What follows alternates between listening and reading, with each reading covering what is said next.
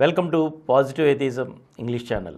Today in our program Positive Atheism, the book which is written by Gora, an atheist, I am going to continue the chapter Atheistic Politics from where I have left in the last episode. Personal gain. Despite the voting franchise and political equality, the common people in democracy lie under the heel of their representative. Equality is a subject for talks at election campaigns rather than a reality to be enjoyed in democracy. The democratic checks of recall, a referendum, and initiative do not improve the lot of the common man as long as he remains theistic. The political ignorance and the slave mind of the mass of voters in democracy give scope for the rise of political parties. Like the trader between the producer and the consumer, political parties function as middlemen between the voter and the government and thrive on the political ignorance of common voters. Parties may be actuated at first with the honest desire of channelizing the aspirations of ignorant voters. Each party professes a policy for the solution of the problems that confront people. The difference between their policies, because decisions in democracy go by a majority vote, any party can serve the people well only when it obtains the majority of seats in the legislative house. So each party competes with others to secure the majority of seats at elections or through defections, and the fight for power gets precedence over the desire to serve the people. The fight for power between the parties turns politics into power politics. Power politics is the inevitable consequence of the party system in democracy. Besides, neither the majority nor the minority party or a coalition of parties is in a position to serve the interests of the people. The minority parties cannot serve the people because they have no power. The majority party cannot serve the people because the minority party does not give it peace. The minority parties constantly maneuvered to unseat the majority party and kept it on the defensive with hardly time left to think of the people. The little benefit that people get from democracy is from the administration of permanent services rather than from any of the parties. Though the parties differ in their policies, all the parties have the common objective of serving the people. In that case, why do not all parties join to serve the people instead of competing for power?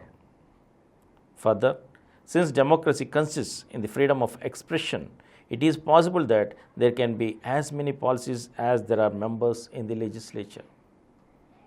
Yet, the democratic method of decision making requires that after a free discussion on the several policies, the decision should be taken by a majority of free votes. Such a method allows scope for free expression of views and also for the mutual appreciation of different points of view. Thus, democracy is essentially an open-minded approach to the solution of problems. Open-mindedness lays emphasis for the solution of a problem not on any one policy but on a consensus of several policies. The various policies are but means to solve the problem. Each is important in so far as it helps the solution and is liable to be modified in relation to other policies. The final policy, which evolves after a free discussion of several policies, happens to be a synthesis of all of them. So, to swear by a particular policy is evidently the dictatorship of the advocates of that policy, but not democracy. In fact, party-ridden democracy, wherein the parties are bound by their respective manifestos, blocs, and whips, is virtually the dictatorship of the majority party.